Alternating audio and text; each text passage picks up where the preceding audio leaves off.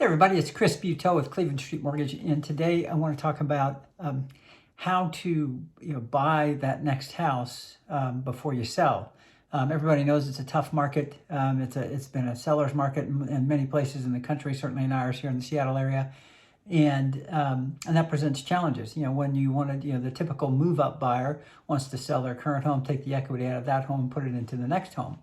And if you sell your home without having a new home already purchased or in place right now, you could end up taking a very long time to find that replacement home, to be the winning bidder. And that's a challenge for a lot of people. They don't want to move into an apartment. They don't want to move twice.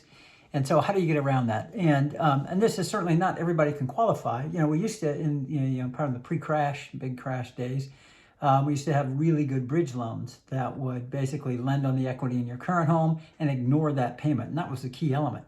They would ignore the cost associated with your departing residence. They would collect about 6 months worth of interest. So you could have some, time lag before you had to start making 2 payments, and give you the cash for the next home. And you qualify fairly easily because you didn't have to carry the old debt as well. Those are mostly gone. And now, now we do mostly kind of what I call backdoor bridges, instead of the old classic bridge loans.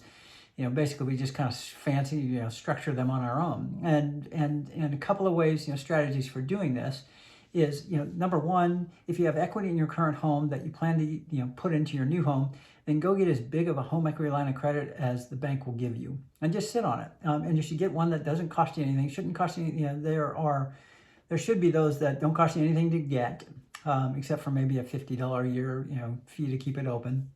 But you don't have to pay to get the loan. And it doesn't cost you anything just to sit on it.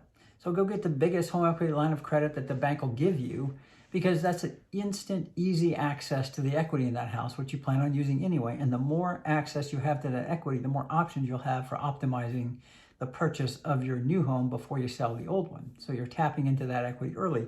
The other thing is to structure your new loan for the purchase with the end in view. If you are going to buy first, sell your old house, and then take the proceeds or the equity out of that and then pay down the new loan, just make sure that your loan professional knows all those facts, knows kind of what the end is in view, and make sure they're planning according to that. Now, you may not have a ton of different options depending on what your situation is, but it's always good to know, hey, this is where we plan to end up. I plan to end up with this much of a loan amount, because that can inform a mortgage professional to take better options for you in terms of how to structure that initial purchase, if there are options, to go by.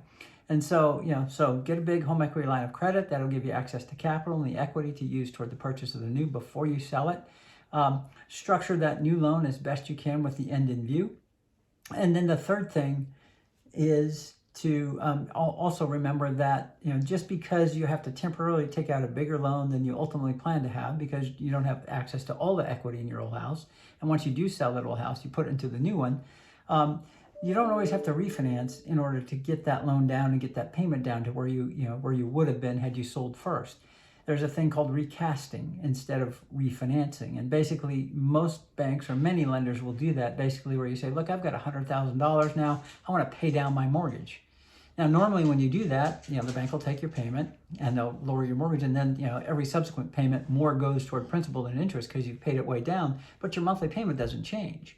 Your minimum monthly payment is still the same as it was with that higher loan amount, unless they do a recast. So you can do a recast, basically where the bank says, look, we're recognizing you're making a large principal reduction payment, and now if you keep making that same old payment, you'll pay this off a lot faster than you had planned to originally. So we will restructure that payment. So now the payment will pay it off over 30 years based upon the new lower principal amount. So inquire about that, because it's a lot less expensive than refinancing, and it'll also preserve your old interest rate if rates go up.